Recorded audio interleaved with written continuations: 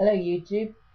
I've been on a short holiday to Bristol and went to see a reenaction of the new model army of Cromwell, and I got into a discussion with this enthusiast for Cromwell who couldn't stand the film that was made in 1970. So I thought I'd do a second film review because he made a very good point. This film is almost all wrong. For any Harry Potter fans out there, the actor who played Dumbledore in the first 2 years was also playing Cromwell in 1970. He's my favourite English politician, not as great as he was portrayed in the film. Now, the actor, Richard Harris, he did a very good job. Same with the Elephant Man, the review I did about a year ago. It's not the actor's fault, it's the writers. Firstly, they build up Oliver Cromwell's role in the film, which he didn't have in reality. For example, they have him commanding the army at Naseby, which he didn't do. He was commander of the parliamentary cavalry at Naseby, not the whole army. Next point, he's portrayed as one of the 5 MPs that Charles I was trying to arrest. That's not true either. They show him refusing to flee and standing defiant in Parliament. It's all nonsense. Number 3. Now this one's really crucial. They portray Cromwell as a Democrat in the film. They portray the Civil War as a battle between absolute monarchy and democracy. Nonsense.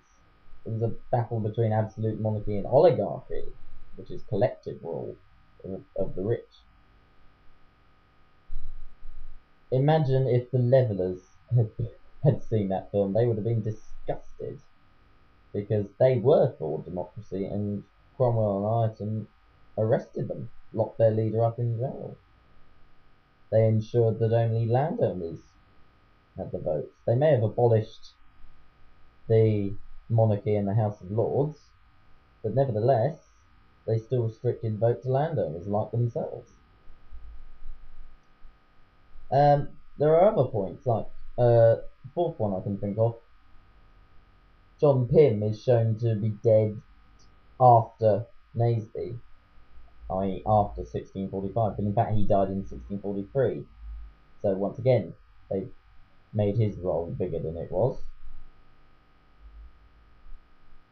And they have Charles II as far too old.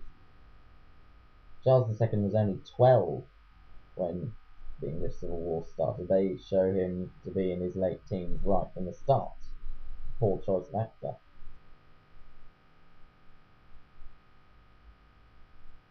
So, enjoy the film Cromwell, but don't trust its history. It's nonsense. Okay?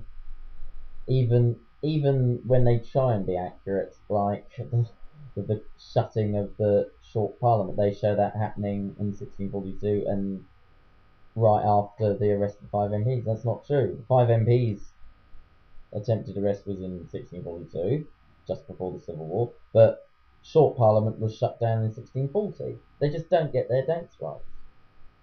It's absurd. Still,